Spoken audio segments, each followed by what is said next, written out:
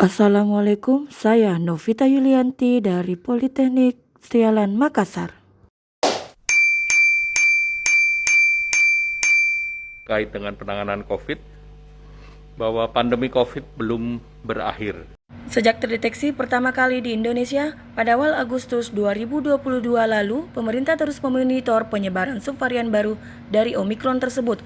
Pemerintah menduga varian baru dari virus corona itu dibawa dari orang-orang yang datang dari luar negeri. Jumlah pasien COVID-19 terus meningkat. Satgas COVID-19 mencatat hingga 10 November 2022 terjadi penambahan 6.297 kasus. Sehingga secara akumulatif selama 6 pekan terjadi 45.831 kasus aktif. Lonjakan kasus yang meningkat 2 kali lipat ini perlu diwaspadai mengingat ancaman subvarian Omikron XBB Indonesia lebih berbahaya ketimbang BA.4 dan BA.5. Epidemiologi dari UI menilai selama ini pemerintah lengah dan abai karena angka kasus COVID-19 melandai. Padahal hal itu terjadi karena pemerintah tidak menggenjarkan testing, tracing, dan treatment, sehingga subvarian BA.4 dan BA.5 seakan terlewati. Jumlah kasus yang meningkat didorong oleh mobilitas masyarakat yang sangat tinggi. Pihaknya mengklaim akan kembali mengejarkan tes usap atau swab, baik PCR atau antigen. Sudah kembalinya aktivitas sosial ekonomi seperti sedia kala, namun dengan protokol kesehatan yang rendah, menjadi pemicu utama kembali meningkatnya kasus.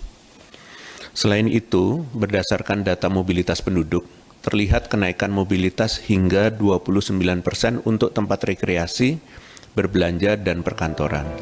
Telah banyak kebijakan pemerintah yang dikeluarkan terkait penanganan COVID-19 sejak awal terdeteksi dan masuk ke Indonesia. Selain vaksinasi, PSBB dan PPKM juga merupakan kebijakan dari pemerintah yang dampaknya mengurangi aktivitas masyarakat sehingga menekan penyebaran virus COVID-19 dan mengeluarkan aplikasi lacak penyebaran COVID-19 yaitu Peduli Lindungi. Adanya pro dan kontra terhadap kebijakan yang telah dikeluarkan. Alternatif pilihan saat ini yaitu dengan vaksinasi yang telah terbukti menurunkan angka penularan dan kematian.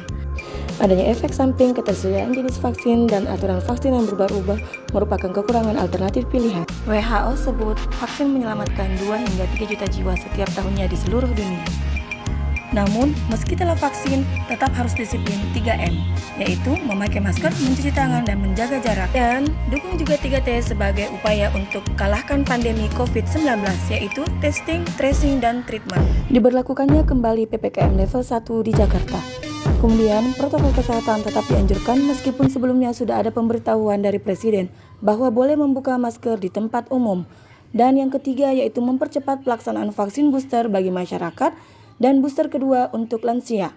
Pilihan alternatif yang dianjurkan untuk saat ini yaitu kembali mensosialisasikan vaksin melalui media online, media sosial, dan juga kerjasama stakeholder terkait karena pilihan alternatif untuk saat ini selain tetap menjaga kesehatan, yaitu tetap mempercepat vaksinasi booster bagi masyarakat dan booster dosis kedua bagi lansia. Karena dengan vaksinasi telah terbukti menurunkan angka penularan dan kematian. Diharapkan kegiatan vaksinasi ini dapat lebih banyak menjangkau kalangan atau kelompok lansia.